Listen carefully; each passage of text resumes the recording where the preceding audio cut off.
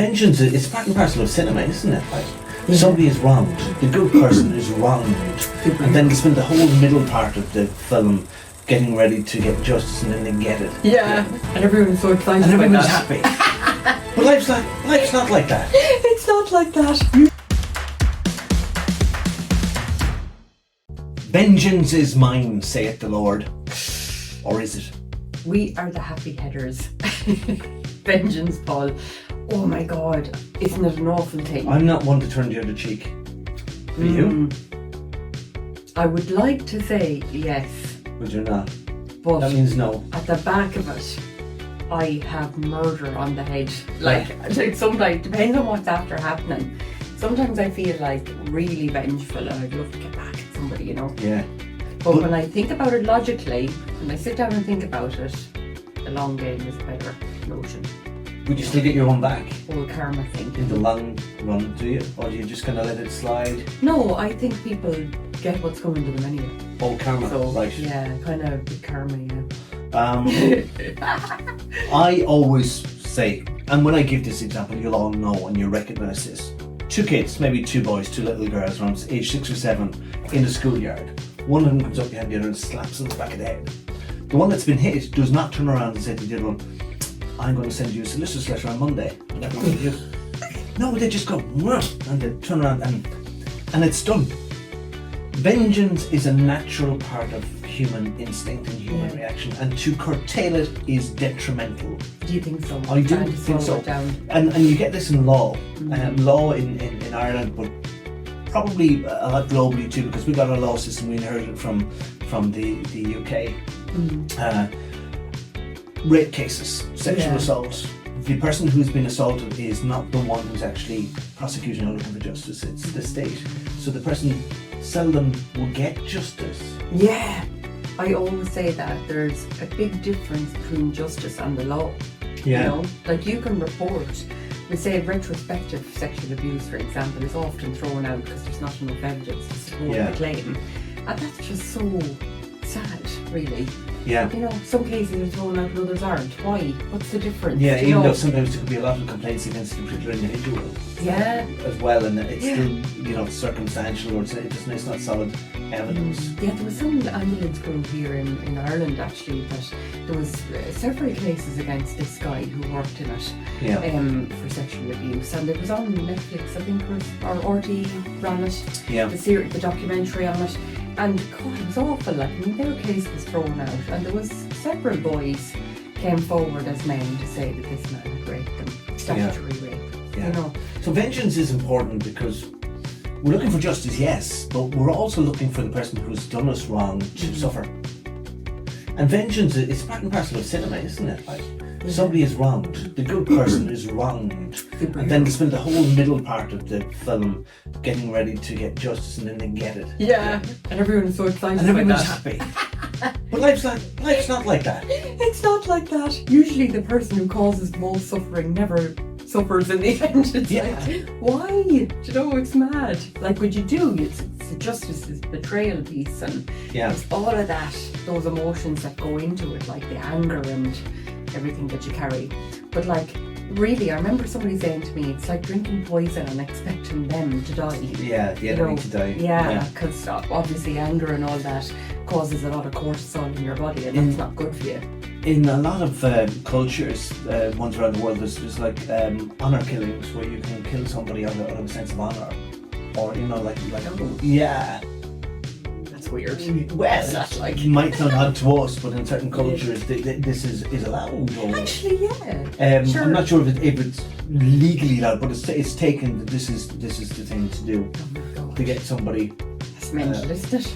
Yes. Yeah, and I was watching a thing here not so long ago, Paul. It says there's still 6 countries in the world where you can be stoned to death, and where you can have your hand. Not smoking stuff stoned. No, stoned. Actually having stones thrown at you, and the worse your crime is, the smaller the stone.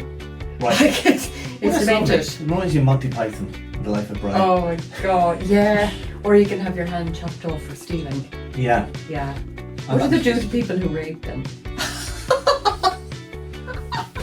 It's mad. I'd like to know about that.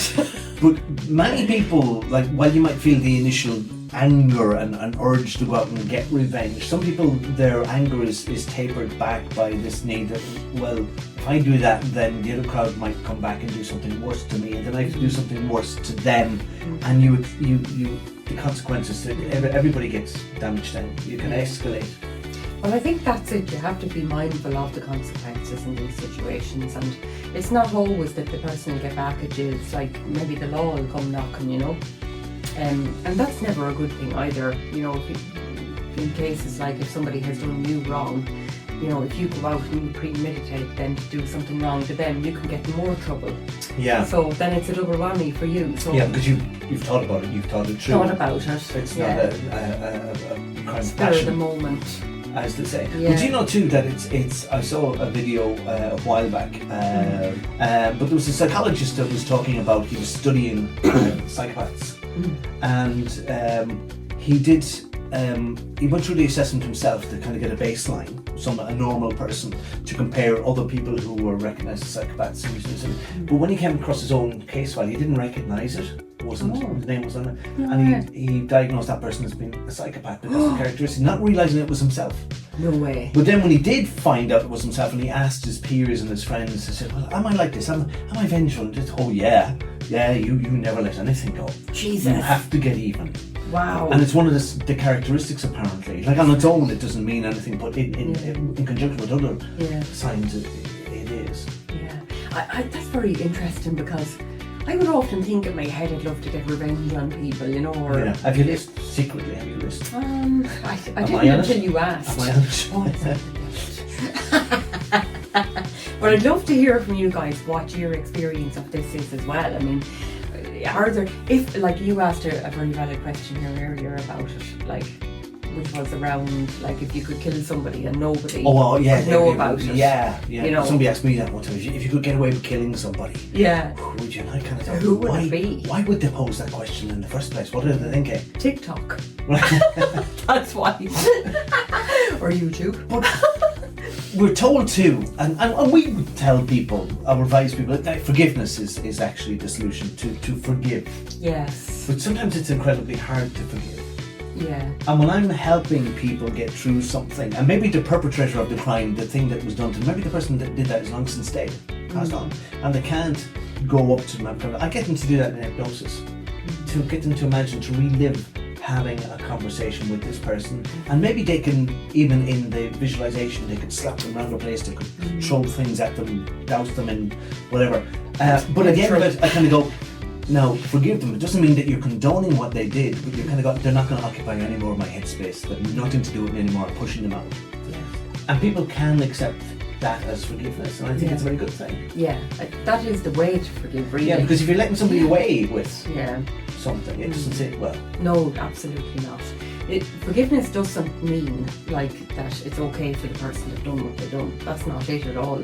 Forgiveness is about you letting go of the hatred and the resentment and the power that they have over you. Yeah. So it's about really desensitizing how they make you feel and being able to walk away from it and go, actually, they're not going to control my life anymore in any way. Yeah. And you said some very interesting words to how they make you feel. Nobody makes you feel anything. And you know that. And you knew that when you said that. You choose to feel this way, whether you choose it deliberately or whether it's a default setting. You choose. But that's the thing, is you can choose then to change your reaction to the person that is doing it. Paul pokes me.